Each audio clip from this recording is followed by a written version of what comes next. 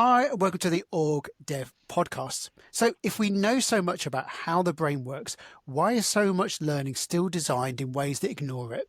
So how can we leverage what neuroscience experts know about the brain to design learning that actually sticks? In this episode, we're diving into what neuroscience can teach us about how people and organizations really learn, not just in theory, but in practice. We'll explore how memory works, how we build skills and retain knowledge, and even the role of exercise in boosting cognitive performance. We've wanted to run an episode on neuroscience and learning for ages because it's a critical part of change and organizational effectiveness. So in our search for a leading expert, we came across the outstanding and accessible work of Stella. Stella is a specialist and consultant in the compelling field of neuroscience. She's an accomplished and renowned expert in the practical application of science-based learning for business performance. And in that time, Stella has trained thousands of professionals in a career spanning 25 years. Stella is on a mission to create a world where every minute spent learning is worth it. And this really matters because time to learn in our ever faster moving organizations is at a premium. Stella is an evangelist for effective evidence-based learning. And through her work, she has challenged us to rethink traditional learning. Her book, Neuroscience for Learning and Development, has been translated into 4 languages and is actually in its 3rd edition. Is that right, Stella? That's right, yep. People are really enjoying that, clearly. Her LinkedIn Learning course has had more than 50,000 participants, and Stella is a really renowned keynote speaker and also host of Mind the Skills Gap podcast. Naturally, with someone of Stella's experience, she also has a huge number of professional qualifications and academic qualifications. She has a Bachelor of Science in Psychology and a Master's of Science in Human Communication, and she's also a Fellow of the Institute of Training and Occupational Learning and founder of the Brain Friendly Learning Group. So we're absolutely delighted to have you join us, Stella. Thank you so much for making time for us.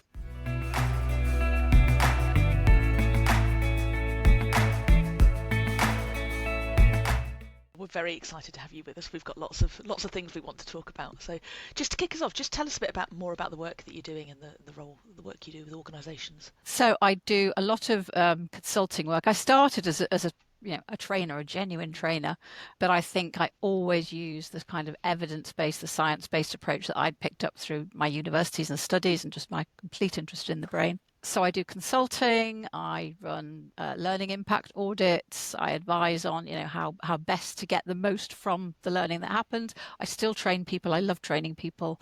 I coach individuals, I coach executives in organizations to think about how they can get better impact.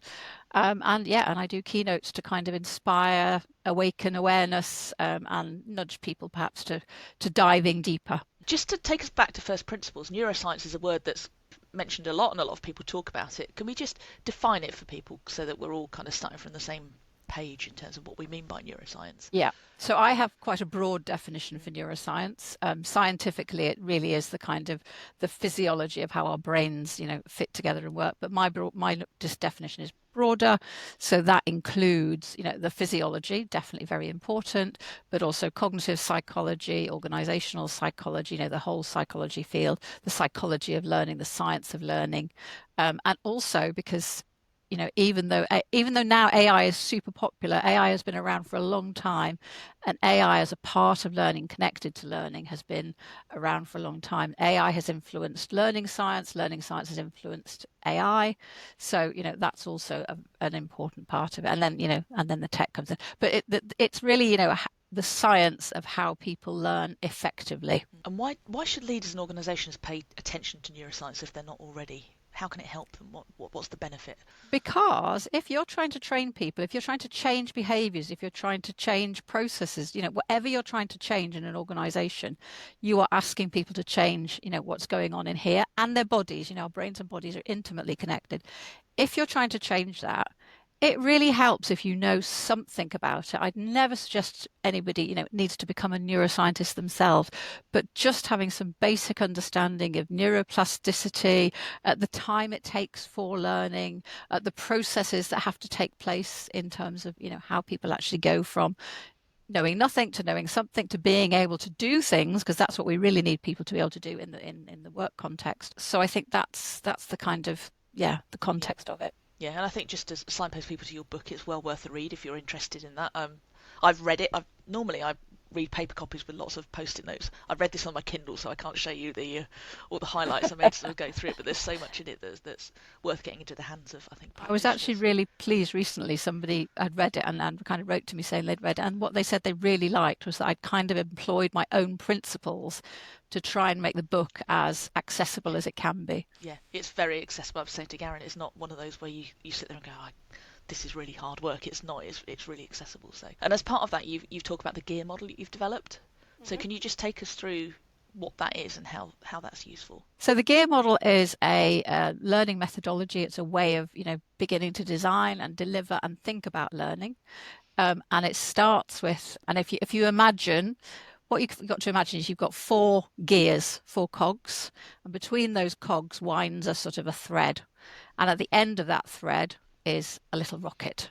And the rocket is about learning transfer. That's about making sure, that's the impact. That's where you want people to be, that they're flying in their jobs, in their careers, in their roles, with these new skills that they've mastered. This line that runs through it is motivation. Because if we don't have people motivated to learn, it doesn't matter how fantastic the training is. It doesn't matter how much money you throw at it. Nothing matters. If they're not motivated, they don't know why they need to learn. Not very much is going to happen. So this motivation needs to happen throughout a learning journey. So it's all about learning taking place over time. And there are times in a learning journey where, it's a bit tough. You're not getting it right. You're failing. You've practiced and you're still not, you still feel you're not there. Because, mastering a skill or even mastering knowledge is not it's not a one-off event. It's not a magic wand. You can just wave and think, hurrah, we've learned. So you've got the rocket, you've got the line that runs through it, the thread, and then you've got the cogs that connect together. And the first one is guide. So G for guide. And that's about the information or the experience or the something you need to kick off your learning. And that needs to be structured and well organized and accessible for people, and preferably connect to something that they already know, because we know from learning science that, working from where you are is much easier than starting from something completely new. So that guide part is about making sure that you've designed stuff and you've given people the opportunity to get to grips with something at the right level for where they are, and that it's scaffolded, structured, and not cognitively overloading, for instance. And then you've got the E, which is the experiment. And the experiment is when they've got some information, they've had an experience, and they want to continue. And they've now got to start thinking, okay, well, I don't want to press that button in the real world yet. I don't want to have that conversation with my real manager yet, but actually maybe I do want to practice. Because, that practice, but still within that safe environment. I want to just see what happens if I do this or if I do that. So it's that experimental phase, which, very often it can be a workshop, it can be in the technical world, it can be, a sandbox environment, it can be role play with AI. That's a fantastic way to test things out these days. It can be all sorts of things, but you're experimenting. And then you've got the apply part, and that's the scary part. That's the bit where you have to go back into the workplace, or you may still be in the workplace. You're in the workplace and you actually start applying it. You start implementing what you've learned. And from that, you need to make sure you reflect on it yourself. You need to get plenty of feedback to see, how am I progressing? How am I doing? And, the more feedback you can get, the better. So that application piece, and that's the bit that organisations are often challenged with. Busy managers. We know, Laura Overton's just published a really good article about, the role managers play. We know managers or immediate supervisors play a really strong role. So you need to have them involved in that too, because if you get back from learning something and your immediate organisational support person is just like, yeah, well, that's just something, that was you went on a course for that. We're just going to carry on doing it normally here. That's really, really demoralizing and doesn't help people. So the application piece, hugely important. And then you've got the retain, which kind of has to also run through it, but just for the purpose of making it easier to remember. The retain is, how do you make sure you maintain this new knowledge and new skills for the long term? Because our brains are designed to forget, or they evolved to forget. They're not, because learning is actually very energy consumptive on our brains are more inclined to forget that, if I don't need to know this, I won't remember it. So it's how you make sure that people remember the key knowledge and the key skills. And that's about things like spaced practice, spaced repetition, interleaving and things like that, to make sure that people actually retain the knowledge and skills. Okay, good. I've got lots of questions. There you go. Tell the questions you've got. Yeah, well, it's really interesting what you're saying, because you can, as you're sort of laying out that model, you like, I'm starting rolling, like, because we see a lot of training that's delivered in organizations, and there is an incredible amount that's invested in the world in training and development. Like, even if you just take leadership, for example, there's billions, it's billions of dollars of industry. But you can already start to, if you don't apply those principles, it just doesn't work, does it? So an example that we see quite a lot is, because we do lots of work with organizations about ways of working and effectiveness. So a lot of organizations invest in things like crucial conversations training, which in theory, they're brilliant courses. They're really well designed. But when you ask, is it actually having an impact? Are people actually having those conversations? And they're not, but they really enjoyed the training. Yeah, yeah. What? And enjoyable training is, it's a joy. It's lovely, but it has there's no evidence that it has any impact on whether people make the change, because it's not, the training is important. If you enjoy the training, you're more likely to apply something in the workplace. But if you don't get the support to do it, so I talked about transfer, and there are three, there's a lot of things that impact transfer, but there are three main pillars. One is that the learner, I've talked about motivation, has to want to apply that stuff at work. And something like crucial conversations, that's a scary thing to do, because crucial conversations are seen as something that, the conversations that you have to have that are hard. Actually, the crucial conversations are the easy ones you have first that help you build the skills that then make it okay that I'm so good at having conversations I can even have the more challenging ones.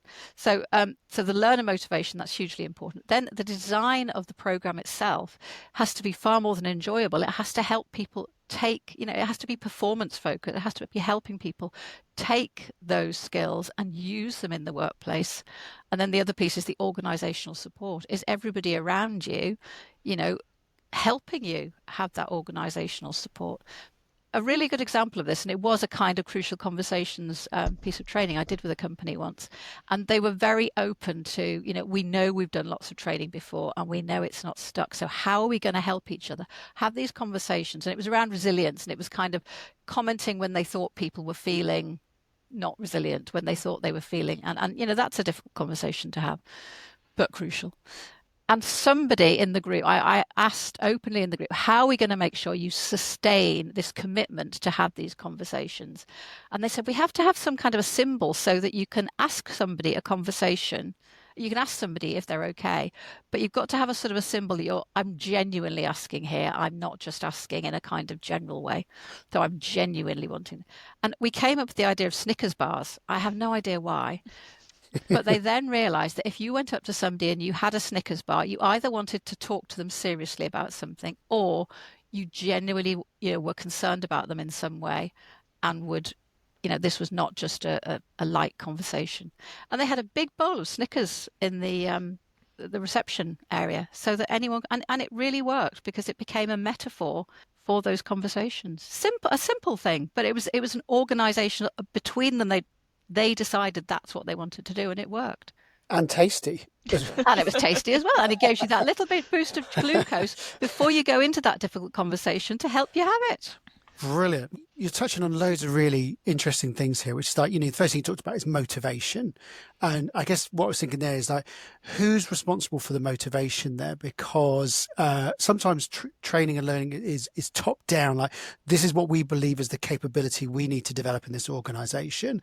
And then you've got intrinsic motivation. So it's like, what do I need to further my career or whatever it is to be the best in my role? What does motivation look like, and how do you build that motivation? Or is it just, it's either there or it's not? So only an individual can build their own motivation. You can't motivate somebody else. You can put things in place that will help them feel motivated. And you've got intrinsic motivation, which is, I want to do this for me, for a reason I have. Extrinsic motivation is the kind of the reward piece. And that's what companies can do. They can reward people for doing things. But if people cannot see the connection between the training and their current role, or maybe their future role, or, it may be something, sometimes people see a connection in training that is, actually, this isn't going to really help me in my job, but this is going to be super helpful at home. Even that can work, but you have to tap into that. And I think a lot of organizations, they talk about training with the wrong language. So, for instance, this is one I've been talking to people about recently, psychological safety, a fascinating concept, marvelous, really interesting.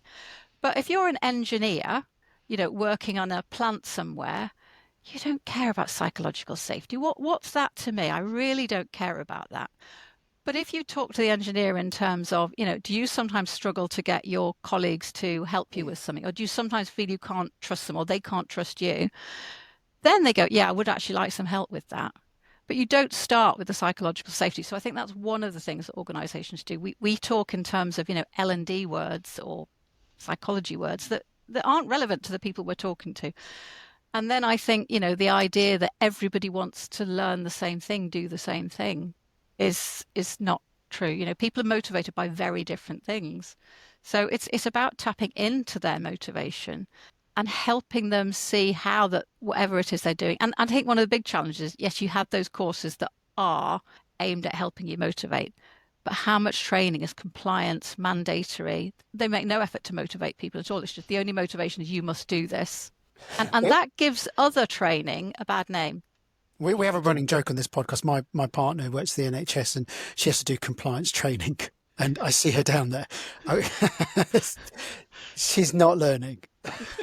Nobody's learning. Nobody's learning. They've just worked out how to pass the tick box test. And it's pointless because the point of mandatory or point of that kind of safety training and things like that, it should save a life or it should stop your company from being, taken to court or something. It's stuff that really matters. But we do it in the most dry, dull, and you must do it. And there's, here's a whole pile of processes and procedures. And so procedures are important. They matter. If you push the wrong button or pull the wrong lever, that matters. But if we just make it so boring that people just disengage from it, you may as well not do it. And the second thread you got there, which is the E, which is experiment. I'm intrigued to sort of see that. I think what's really interesting there is organizations have got a bit stuck in what I call the knowledge trap. They've got stuck in this idea that people need to have information, and people do need information, clearly. But, there's just this massive overwhelm of information and not enough in the next part. And experiment is an area where people do often get support, workshops and things do help with that. But it's this kind of being stuck in the content piece, the knowledge piece. And you hear people talk about content and knowledge all the time. And they're useful, but they're only the start of the process. Yeah. And my sense of that is potentially it's getting worse with things like ChatGPT. Because it's much easier to create content and create knowledge. And, if you were creating it yourself, it might be quite short. And then you involve ChatGPT and it churns out this, excessive stuff. Yes. So my sense is things are getting, there's potentially a danger we go more. There is a huge worrying potential for that indeed. Yeah, and you touched on something which is important, that not all things that training gives you or learning gives you is equal, is it? And doesn't require the same method. So you talked about skills and knowledge and require two different approaches. I think even skills have to start with knowledge. If you're going to learn how to buckle your shoe, or learn how to implement something at work, use a new process, or learn to communicate more effectively, it's still useful to have some information at the start. But that information may not be written information, but it's still useful to see, I've seen somebody else do that, or I've experienced that where I couldn't do it and I wanted to be able to do it. So you still need that knowledge piece, I think, but it's not necessarily information that you necessarily need to retain in your head. And you talk about, because there's a lot of myths that surround neuroscience, aren't you? And listening to you and and reading the book as well. So some interesting things, actually. Things like learning by rote can be quite effective, can't it, for a particular way of working? So sometimes we forget the fundamentals, don't we? Yeah, I can still mostly do my, multiplication tables because I learned them by rote. They're just in there. Yeah. Are there any other sort of myths or misconceptions about like neuroscience or learning that you often encounter? There are quite a lot. But what's really interesting, so I have been asking the question, what do you know about your brain, for 25 years? And when I used to ask it 25 years ago, I got a lot of myths and I was constantly myth busting. Now people know a lot more than they used to, which is really, gratifying. I think people, they've kind of understood that, they understand that neuroplasticity happens, that our brains can change, which we used to think they couldn't. madness, but we used to think they couldn't. Things like the myth of, you only use 10% of your brain, that still comes up sometimes. And I just say, well, you're okay then if I remove the other 90%? You don't mind? Ones like that. I think the ones that are still quite prevalent are the kind of the left and right brain. You're a left brain person or a right brain person. No, you're not using both sides of your brain. Again, if you're left brained and I take out the right, do you mind? Yes, of course you do. So there are still some myths about, and I think what you just said, there are sort of myths, about the repetition thing. There are myths that have kind of come off from the myths. So, what was a myth and then somebody tries to explain it has then become, well, no, that's a myth. But absolutely, repetition is a good way to learn something that you just need to be able to recall it like that. Context really matters, doesn't it, for these things? Context is vital. Yes, context is really, really important. What's the context of what I'm learning, why I'm learning it, where I'm learning it, how I'm learning it? I guess the other thing, if you're in the learning industry for any period of time, are fads. So many Yes. things that come out and it's like, oh, we've got to do this. And some come and go and some stick because there is some substance behind it. How does someone who's in that industry, really interrogate the evidence or understand that what they're doing is actually genuine or is actually a fad? So I think that comes down to professionalism. And I think as learning professionals, it is our duty to understand the evidence base and how to get evidence and how to challenge evidence. So I think, adopting that kind of scientific mindset, and you don't necessarily need to be a scientist, but adopting that scientific mindset of, I'm going to check when I hear something, what's the evidence behind this? What's the evidence? Where did it come from? Who's saying this? For how long have they been saying it? Is this just a fad? Is it something that's going to go? What are they saying about it? Are they saying it's a magic bullet and it will absolutely, fix everything? And if it is, then it's probably a fad or at least a overhype. Is there some genuine research behind it? And even research, you still have to challenge research and sort of find out, was it double blind tested? Has it been replicated? There's lots of questions. And there's lots of stuff around in psychology at the moment about it's quite hard to replicate psychology studies. But you still have to try. You still have to think, well, what can we measure? What can we experiment with? What can we take from this? So I think the faddy thing, and you're right, it is a real thing in L&D. They love bright, shiny things. I mean, use your common sense. That seems a very old-fashioned thing to say. But, sometimes just, is this really, I think a few years ago, micro-learning was absolutely a thing. I remember everything was going to be on your mobile phone. Well, at the time, not even everybody had a mobile phone. I mean, this was quite some time ago now. So I think it's, there are horses for courses. And I think it's, this thing is going to be really useful here. And this is how we make that work. But it's not going to fix every single problem. And with this in mind, asking for a friend, is unlearning a thing? Because a lot of people are sort of talking about that, which is like, you need to unlearn. And sometimes it can be like a term that it describes a process, but in a very cack-handed way. Yeah. What's your thoughts on that? So the evidence is you can't really unlearn. It's not a thing. Shall I let my friend know? It's a topic that people talk about, and I know what they mean. You have to relearn or learn something new, or as I said before, build on the learning you already have to, learn how a new way to do this thing. But the evidence is that once those neural connections, so if you learned it properly in the first place and you've got those neural connections always persist. They're always there. They will weaken. And if you really learn something that replaces that behavior, then you can make that new behavior the stronger one, the one you will more likely turn to. But, under circumstances of stress, or if you go back into the environment where the other thing was the thing you did, environment's hugely important for our responses to the environment, our behavioral response. So that behavior will always be there. So you can't really unlearn something. It'll always be there. You can forget things, things can be forgotten, but most things, unless you've got, genuine damage to your brain in some way, they're still there. It's just you kind of lost access to them, and sometimes that access comes back for all sorts of different. Go into the same environment, and that access will come back again. So, just again, another thing that's discussed a lot in organisations, which I think would, again, just to get your perspective on it, is sort of intergenerational stuff. that, sometimes we often do this generation is in that way, and sometimes there are sort of stereotypes which are developed, which is, they're just that way. What's your experience? Does learning need to be specifically designed around the generations, or is it, again, a little bit lazy shorthand? I think it's a lazy shorthand, and I think the evidence is there isn't a great deal of difference between Gen X and Gen Y and Gen Z and, whatever I am, baby boomers. Again, it depends what you're learning. It depends why you're learning it. And it depends on the context, to come back to the context again of what's happening. So, I mean, it is definitely the case that the young, the generation younger than me, or the multiple generations younger than me, are using different tools to do learning. They access TikTok, they access YouTube to do things. But that doesn't mean that I can't do that. I do regularly look at, I've not addicted myself to TikTok yet, but, I regularly look at YouTube to help me do things because it's a really useful tool. And I think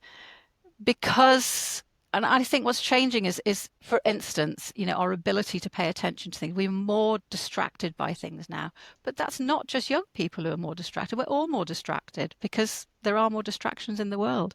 So I think that you have to do this differently for different people is a myth. I mean, I think that the neurodiversity thing, that's a different thing altogether. And I think that is important. That is really important to pay attention to, because most neurodiversity sits on a spectrum of normal or not normal.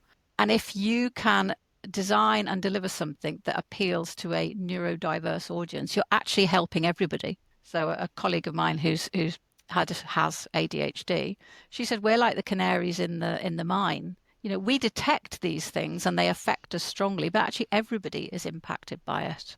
So, if you're writing, if your text, for instance, is suitable for somebody with dyslexia, it actually makes it easier for everybody. It's just that they were more disadvantaged by it in the first place. I think it's really true. My son has ADHD, so I've learned so much in terms of guiding him through his revision and helping him work through that. You then find it's applicable, the same techniques are applicable to people who aren't neurodiverse and don't have ADHD, but struggle with procrastination, or it's just an extreme form. So yeah, indeed. I feel like we should run a special episode on dopamine. Oh, that's that is a whole subject. One. And again, it's misdefined and people describing it either positively or negatively, but the definitions aren't crisp enough, are they? No. And dopamine has so many multiple impacts on our brain and body in so many different ways. Yes, I mean, it's called the reward. It's always called the reward neurotransmitter, isn't it? But it does more than that. I mean, basically, people who have Parkinson's disease cannot initiate movement because of a lack of dopamine. So it's motivation, but it's the motivation to actually physically move as well as other things. So yes, it's a very, very complex neurotransmitter. Hi, we're just pausing this interview for a moment. Have you ever finished an episode of the OrgDev podcast and wish you had a cheat sheet that summarises all of the key points? Us too, so we made one. It's called From Pod to Practice, and each week in our newsletter we'll share a 2-page summary of the latest OrgDev episode, and it includes key takeaways, a reflection prompt, and one small action you can try. And it's all in a digital format with space at the end to add your own notes and reflections, and it's designed to help you take the learning from the podcast into your day-to-day work. So to get your copy, just sign up to our Next Step to Better newsletter. The link's in the show notes, or you can visit our website at www.distinction.live to get the latest From Pod to Practice in your inbox. And let us know what you think. We'd love to get your feedback. Question we'd love to ask you is, what was your journey into neuroscience? Like, how did you sort of discover it, and how did you sort of develop until you were sort of a leading voice in the area? So I was always interested in people, and I kind of was always interested in science. So even at school, I was really interested in the science, and I liked the biological sciences. I loved biology at school. I thought it was really fascinating. I can still remember how I, revised my digestion by thinking about how one digests things, as you went through the day. And then when I went to university, I studied a psychology degree that was a science-based psychology degree. And I was very lucky that we had a very strong neuroscience team in there. And they were really looking at, how brains work. One of the things we did look at was dopamine and Parkinson's disease. So we were looking at that through animal models. So I just got really interested in how the brain works. When I left university, I got a job in IT. So I was spending less time actually, actively studying it, but I would just still keep reading and finding out, because it was just something I found utterly, and because it's always changing and evolving, I just kept up to date with it. And then when I kind of went into the training world, it just made I was starting to hear some of the myths, and I kept thinking, but that clearly can't be true, because my psychology, the science part of my psychology is saying that's rubbish, that's silly. So I began to get more interested in that. And like I say, I define neuroscience quite broadly. So yeah, it's just been, and it's, for me, it's always about the practical application. It's not just learning about the brain for the sake of learning about the brain. It's learning about it. Well, what does this mean in terms of what we actually do to help people learn better? Going on that practical application, a question I had, you talked earlier about the role of managers in helping people, of creating that context where people can apply what they're learning. So if there's somebody listening who's about to, potentially invest in training or development for their people, their team, sending them on a training course, what can they do practically as a manager to create the context? What advice would you give on that? So have a conversation with them first about, what the manager thinks the training can do, and coach them to see what they think the training will do. So if the manager has decided that they need the training, or the person has come to them, that's going to be a different coaching kind of question. So yeah, coach them into helping them find their purpose, and then whatever that training might be, check in. How are you getting on? How's that impacting? Have you got a goal for this training? And actually really making sure that by the time they get back, well, I mean, training is very different now, isn't it? In the old days, it used to be you go away for a 5-day course and then you get back. But by the time you come away out of a 1-hour digital session, is there an opportunity to apply that, a genuine work opportunity to apply that in the workplace? And that manager can support that, which means it's work for managers. But for managers, there's a benefit, because you're going to get people, if you support them to do this, you're going to get people you can delegate to. You're going to get people who you can rely on to do the job. If you don't support it, you don't know whether you can do that, and you're then left doing all the things and having that kind of oppressive feeling of like, I've got to do everything because my people aren't good enough. I'm not saying all managers say that, but there's that's the extreme. So yeah, so support them as they're going through, make sure there's real opportunities for them to apply. Be interested in it yourself. Best of all, get them to teach you what they've learned, because that's absolutely the best way for them to start to consolidate that learning. So say, look, actually, I'm really interested in what you're learning on this course. Explain it to me. Tell me what's happening. Show me what you've been doing. That would be such a useful thing to do. And do you know what? You've done that. Why don't we share that with the rest of the team? Do you know what? I'll give you half an hour in the next team meeting to share that with the team, because that will really focus them on, what did I learn? How have I learned it? So I think those are the practical things that managers can do. And you started your career at a really exciting time in IT. How did that sort of inform your approach to learning? What, when I started my L&D career or my IT career? Both. Because after I left university, I went and I worked in IT. So I was a programmer, I was a coder, I was an analyst. Oh, wow. I was a manager of a technical team, where I used my psychology, and I guess I was helping people to learn sort of soft skills just by default. Yeah, totally. And that's why I'm interested in technology, because I've always been interested in technology. But I only went into technology because at that time in the 1980s, there were a lot of technology jobs. So it seemed a good thing to go into. And it was kind of quite a groovy thing at that point. Yeah, and many people's experience of training of IT is not always the best, is it? In terms of, because it's one of those things that lends itself to potentially be taught in a dry way, doesn't it? That was exactly why I've always had this interest in learning. My family were all teachers and things, so I've always had an interest in learning, and I had the most terrible training in IT. Some really, really awful, terrible training. And I used to think, well, who would want to be a trainer? Because this must be a horrible job. It's awful. And so I never ever looked at training as a role until I was given this job of IT support and training manager. And I thought, well, I'm not going to do the training bit. I'll just employ somebody. They can do that bit. And I was like trying just to ignore it. And I took on my first trainer, and this just still makes me laugh. I knew nothing about training. I said, what do you need? And he said, a lectern. Duly bought him. He told me that was what he needed. I must admit, I thought, not quite how I do it, but anyway. And then I took on a second trainer who was just the complete opposite. She was a really facilitative person. She engaged with people. She made IT training engaging, fun.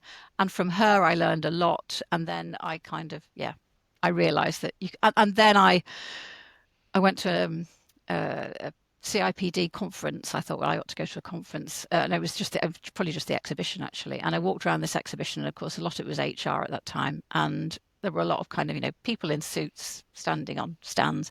And there was a pirate ship. And I thought, that's really curious. Why is there a pirate ship there? I went up and talked to them, and they were finance trainers. They trained finance, also equally prone to being very dull and boring. But they were doing it using what at the time was called accelerated learning. And I thought, well, if you can do that for finance, you can do that with IT. So my mission at that point was to transform the IT world and help them deliver better training.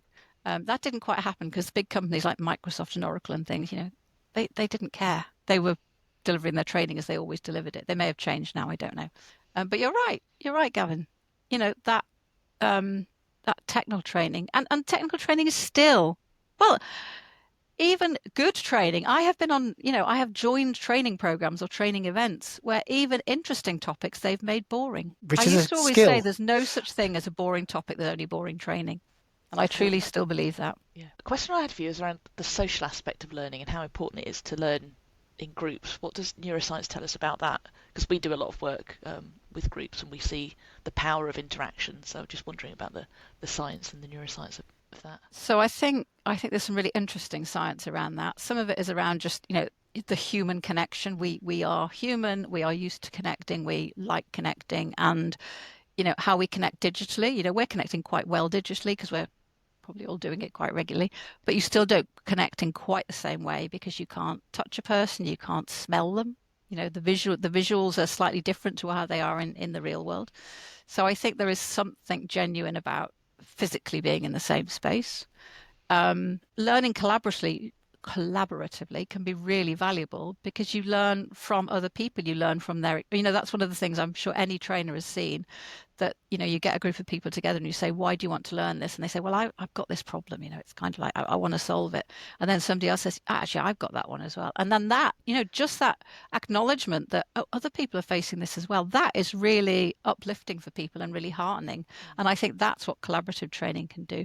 But also in collaborative training, you get that ability to challenge things. Even as the trainer, you might say something and somebody will say, but actually that doesn't work in our system. And then that's a really interesting learning point because you can say, okay, well, let's work out together how in your system this does work. So I think there's huge benefit in doing that. There are challenges too in terms of, you get people who need to move faster than the rest of the group or need to move slower than the rest of the group. And I think that can be managed. And some people do prefer, I think, to learn on their own, but I think you run the risk of not getting the broader, the sort of serendipitous learning that you get when you're working collaboratively. You have done a lot of things in your career. You've written books, you've set up labs, you've developed technology, you've done a highly successful LinkedIn course as well.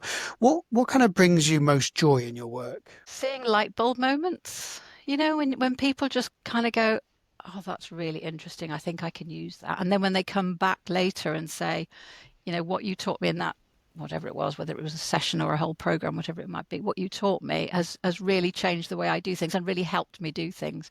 So it's that kind of being helpful.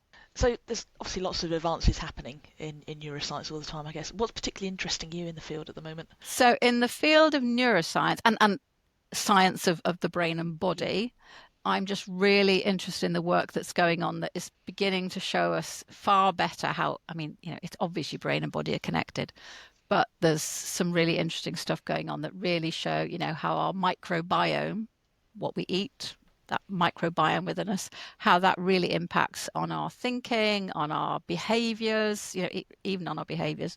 So I think that's fascinating. So it's that kind of holistic thing. And I read a book fairly recently, The Extended Mind, The Power of Thinking Outside the Brain, which I just really loved because it's really talking about, our brains are they're not just a thing that lives in a bottle. They're a thing that lives in a physical entity that lives in a world that is a physical entity. And it's about how all that impacts on us and changes how we behave and what we do. And I just think that's, very, very engaging, very interesting. Yeah, and in the book you talk about how you can stack the odds or probability that you will get high performance from your brain by doing things like exercise, for Yeah. example, or good sleep. So, because exercise produces a particular thing, doesn't it, that helps it Neuro function? human-derived neurotrophic factor. That's it. I didn't even dare. It's like fertilizer for your brain cells, and it particularly works on your hippocampal brain cells, which have a tendency to be able to recreate, grow new ones. So yeah, if you can exercise, then you are supporting your brain to actually grow new memory cells. Which is really powerful, isn't it? Because I think a lot of managers' jobs, or it's quite cerebral, isn't it? But the tendency is the more difficult the problems, the more work there is to be done, the more hours we throw out of it. But I guess it's kind of the law of diminishing returns almost, isn't it? Because you're not giving your brain what it needs to actually function well, or giving it the space to think as well. And I think the space to think thing is really important, because that's about making so when you're I was talking to somebody earlier on today about flow, when you're in that kind of mind where you're just really focused, and you really, you lose track of everything that's going on around you and you're in it. And that's a very specific state you can get into. But for most of us, when we're concentrating, that's really hard work. And when we're concentrating on something, it's our brains become energy deprived, but also you have less access to the rest of your brain. So you've got access to what you're focusing on, but all the rest of your brain, you've stopped kind of sending messages to.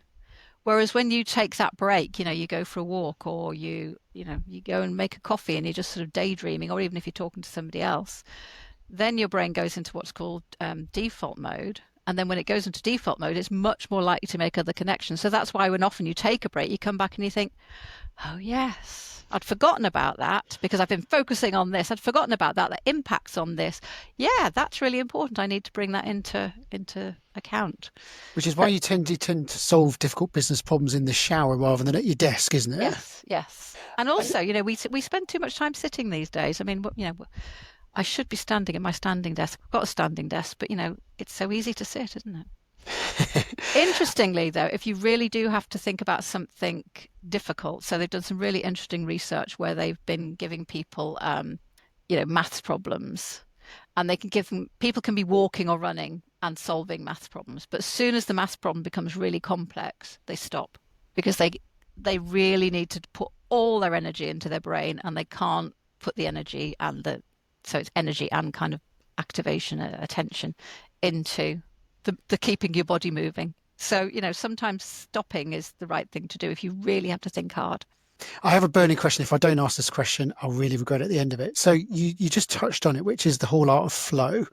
And one of the big things is that, if you look at people's diary, it is a disaster, isn't it? You look at it, there's no space to think, it's back to back.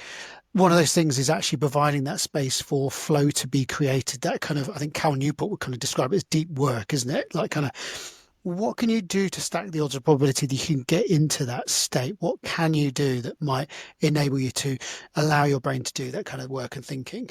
So I think identify when that's most likely to happen for you. For some people, that's the morning. For some people, that's the afternoon. So identify when that is, and then block time. Block time to do it, and then do it, and make sure you're not being disturbed. And make sure it's something that you can do. So I think flow has to be something that you've got a goal, you're capable of achieving it, but it's slightly challenging. And that's when you really get into flow. But you have to stop the distraction, but work out when is your time of day that you're most likely to get into that flow. And I think you were sort of saying, because there was one thing for example, there's a myth that the elderly's memory reduces quite a lot. And you were sort of saying that they were doing the experiments about memory in the afternoon, which isn't conducive for peak memory experience. Whereas the students that were doing it, sorry, can you tell that story much better than I can? So, I mean, it is true that as you get older, your brain definitely changes and your memory is not quite as agile as it was when you were younger. However, a lot of research happens at universities, and it's undergraduates doing research. So undergraduates, on the whole, younger people tend to prefer their day to start later and end later too. Older people, as you get older, you tend to wake up earlier and go to bed earlier. And so, students were setting up experiments and comparing students and older people, but they were doing the experiments in the afternoon. So in the afternoon, the older people were just about ready for a little nap. So they weren't performing as well as they might have done, whereas the students, they'd just had a good long lie-in, they were fresh and lively. So somebody realised that this was a pattern and said, okay, well, let's see what happens if we run these same experiments, in the morning when these older people are feeling bright and alert and, they've just been for a walk and feeling great. And yes, there is still a difference, but it's not the kind of the enormous gap that it appeared to be. And I think that's another, that's just another example of context, really, that, what's the context in which you're measuring these things? What's the context in which you're exploring these ideas and looking at that? And that's a really good piece of sort of scientific observation that this particular lady had. I've got a question. You mentioned measuring, and that made me think. So one of the challenges that L&D professionals, OD professionals, HR are continually finding is how do we measure the impact that the learning and the development activity we're doing or investing in for our people has. Is there anything neuroscience can tell us about that, or any ideas? I'm not sure it's neuroscience. I think it's genuine data science, and it's thinking about what do we want to measure, and it's starting with the end in mind. And the end of training should be that we have, a group of people who know or can do X, Y, or Z, because this is what the business. We're talking about business training. I'm not talking about learning for the sake of just because you love learning, but business learning. We have to get these people to move from where they are now to where they need to be. There's a change happening. So what do we want? So we want X people to have this skill. What does that skill look, sound, and feel like? How will they express that skill? What are the behaviors we expect to see? And start with that. So if you know what behaviors you expect to see, then you can assess, so who's already got those behaviors? We don't need to train them. Who hasn't got those behaviors? Are they capable of learning those behaviors? And if they are, then we have to go about, working out how to do it. So it starts for me with, what's your business need? What are the behaviors you're looking for? And we call those transfer objectives. So what's the objective of the skills or the knowledge you're trying to transfer? What's the objective? And only then, when you've got those really clear and they're really formulated, and they're formulated in a really concrete way that everybody can see them. So you can create rubrics so that, managers can see that, oh yeah, I can see that Danny can do whatever it is I've asked her to do. I can see that. And these are the things I'm expecting to see as she's doing that. So, people say it's hard to measure, and it's not necessarily easy, and you're looking for data from different data points. But that's what you have to have at the beginning. And then if you've got that, then you say, okay, so now we can start to build a learning journey or an intervention or something that will help us get there. And, at what level do we want these people to have these skills? And we're not expecting, we can't expect them to have mastery of the skills within 2 weeks or a month or potentially even a year, depending on what it is. So, gauging the level you want people to be at. And then start measuring it and start assessing all the way along. So don't just wait until the end and then say, can they do it? But keep assessing all the way along.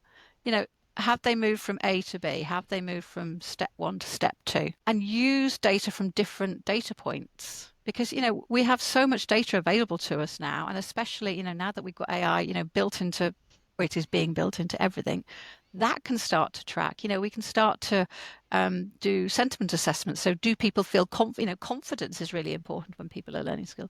Can we assess the confidence of how people feel that they're doing with these things? So it's about bringing all these different data points together, and then you can get to the end. And you're never going to be able to say, oh yes, that was absolutely 100% down to this amazing training course.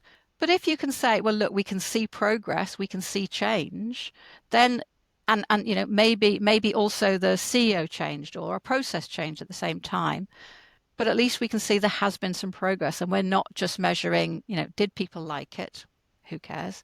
And, did they complete it? Who cares? Which is liberating, is it? Because it doesn't have to be aesthetically pretty for people to learn, does it? No, and it doesn't need. Yeah, it doesn't need. You're not trying to get 100%. You're not trying to get 100% of people to be all 100% of the same thing. What you're looking for is progress. And progress is motivating. So if you can show learners, look, you've moved, along these steps, then that makes them think, Oh, okay, that's good. So, measurement isn't just for the organization. Measurement can really help the learner too. From your perspective, what can you see that is new in L&D at the moment? So if you're a learning and development manager and you feel that your programs are a little bit stagnant, a little bit stuck, what's coming up over the horizon that could potentially be a game changer or something that's going to, motivate learners in a new way or new medias?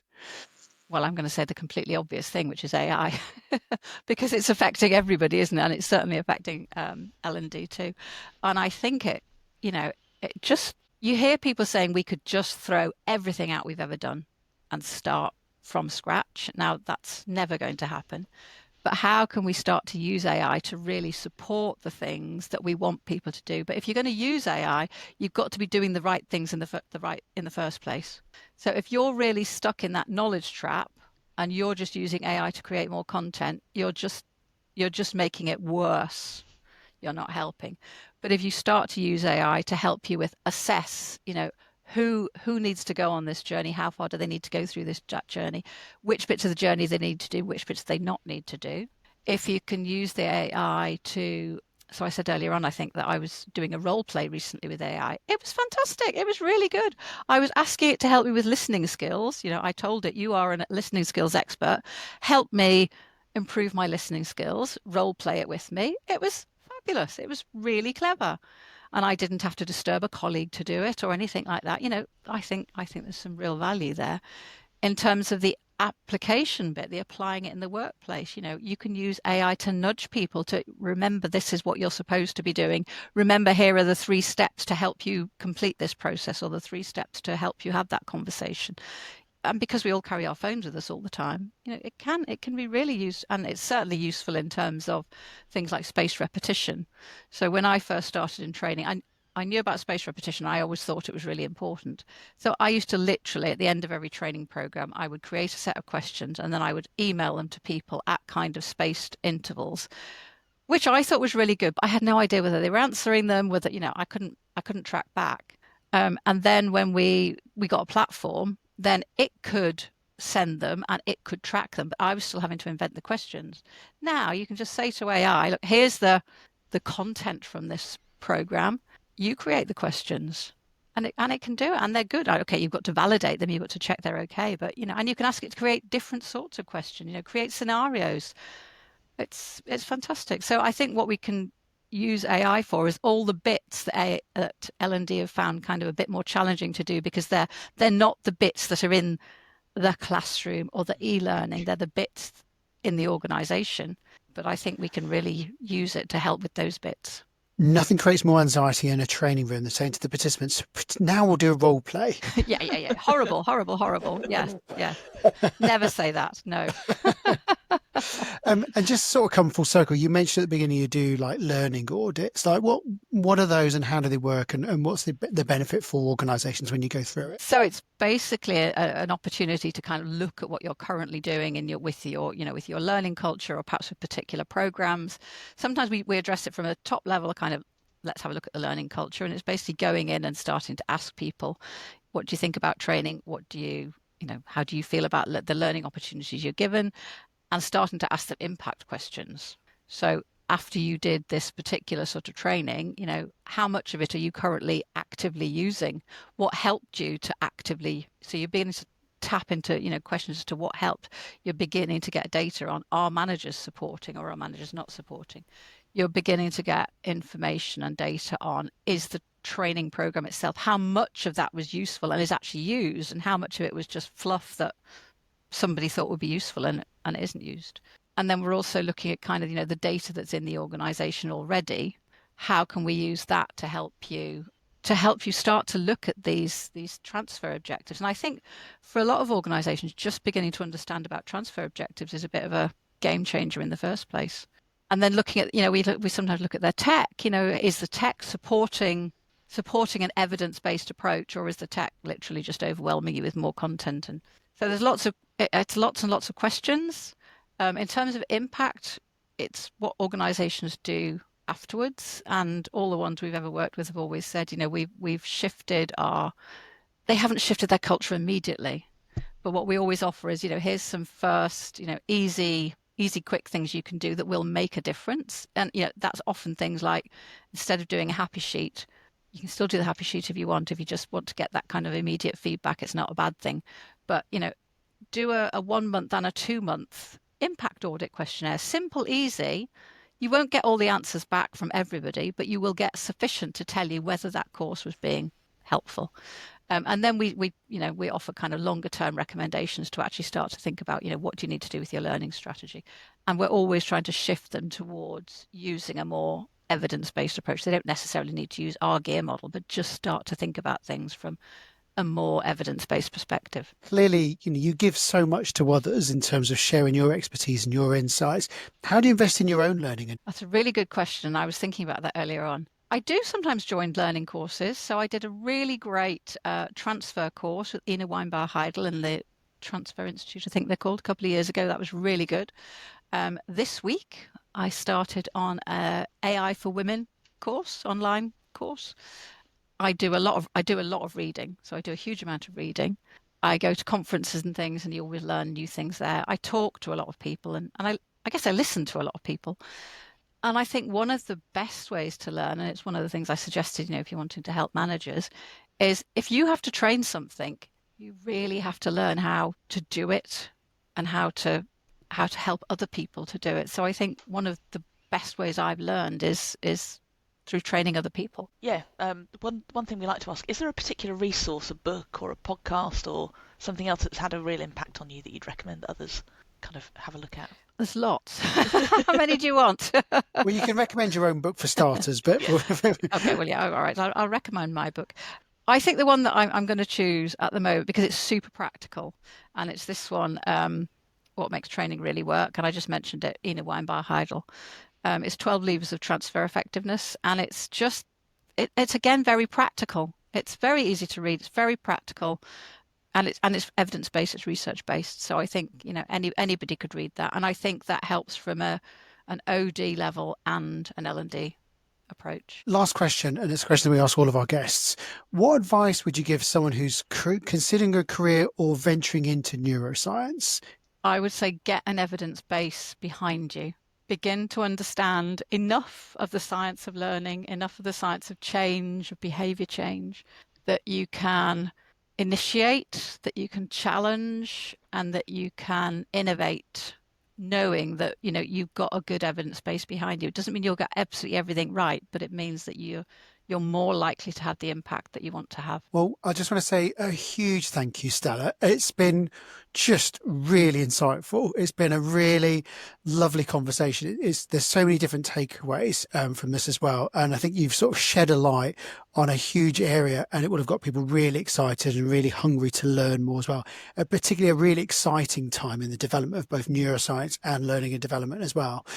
Danny, what do you like to take away from the conversation? Gosh, so much. Normally I scribble things down as I'm going through that I'm going to mention at the end, but I was so captivated by the conversation. Can't admit it. But I think things like, the context being so important, and the, really amplifying the role of manager in terms of helping that learning transfer. And I think the gear model, I think if people can start looking at that when they're thinking about, interventions and solutions, then that's going to add so much more value if you can think about the whole piece rather than just a training course or an online learning module, just seeing it in the context of that gear model.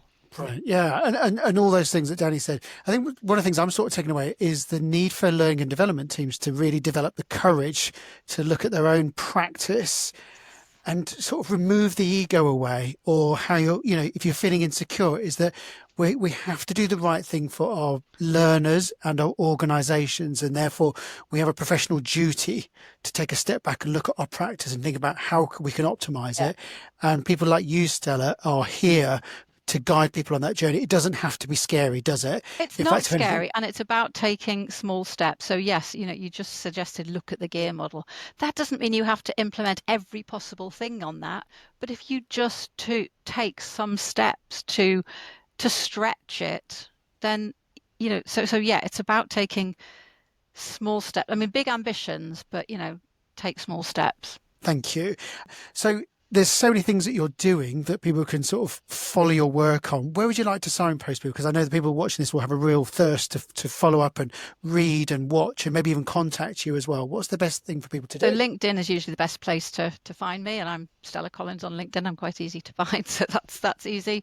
I have just started a new little website that's more for the keynote stuff, but also the learning impact audits. So I can send you the link for that. So yeah, those two places are the places to contact me. Or Brilliant. I'm at conferences, so I'll be at Learning Technologies. Come and talk to me there. Great. And as part of the research, I've watched a lot of your keynotes and they are very, very good. So if you do want a compelling speaker, please do consider bringing Stella along.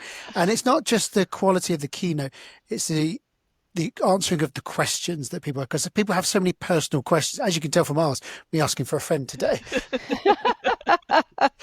It's really the ability to really sort of take people's individual context questions as well, so which is really important. Yeah. So thank you, Stella. We really appreciate it. This has really added value to our brilliant portfolio of guests from around the world as well. So thank you. If you are watching this podcast and you're watching it and you're thinking, I really know someone that would really get value from this, then please share it with them. We always get amazing stats every week of people sharing this with others. So share it widely to L&D people, to neuroscience students, to learners, to managers. People will find this really, really useful as well. So thank you. But most of all, thank you, Stella. It's been brilliant. We've loved it. It's been great. And we're really happy. So thank you. Thank you both. It's been a really lovely afternoon.